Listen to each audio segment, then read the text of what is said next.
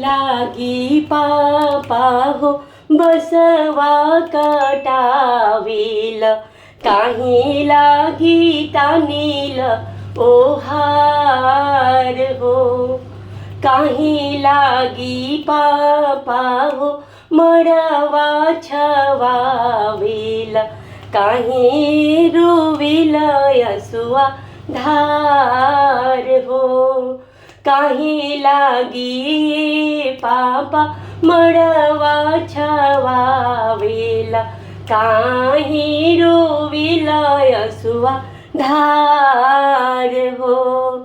तोहरी खातिर ए बेटी मरवा छवाइला, तोहरी लागी तानीले ओहार हो।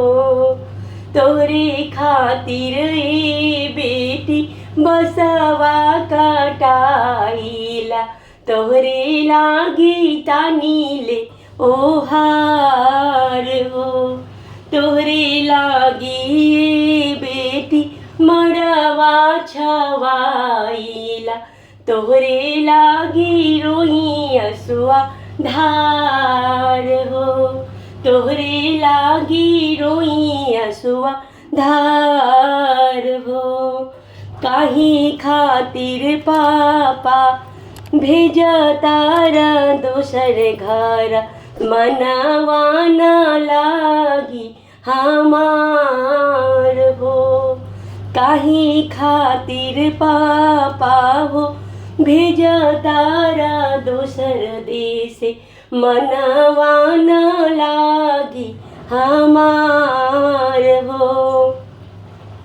के दिहे पापा हो भर लोटा पनिया, के करिहे सेवा सत्कार हो।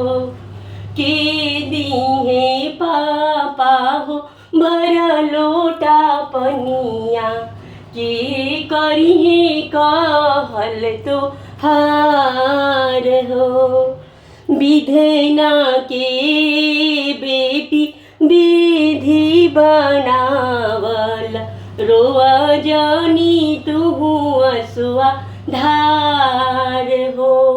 विधिना के बेटी विधि बनावल, रोआ जानी तुहु यसुआ धार हो।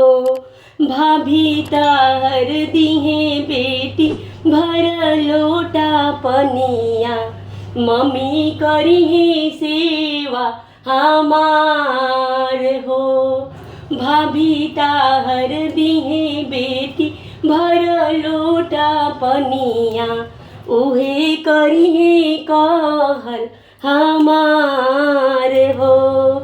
किया हम रहनी बाबा हो चोरनी से चटनी, कवन बाटे गलती हमार हो।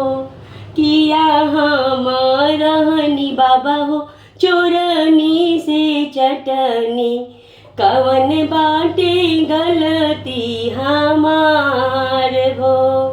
किया हम सभा बीच पगड़ी गिरवनी, के करा के गईनी पापा हारी हो। किया हम सभा बीच पगड़ी गिरवनी, के करा के गईनी बाबा हारी हो। नहीं तू रहलू बेटी चोरिनी से चटनी, नहीं बाटे कवनो कसूर हो। नहीं तू ये बेटी पगड़ी गिरवलो, विधना के विधि बनावल, विधिना के विधि बनावल। काहे लागी पापा हो बसवा कटवल, काहे लागी तानेल ओहार हो। काहे लागी बाबा हो मरवा छवला। काहे गइल हमरा के हार हो, काहे गइल हमरा के हार।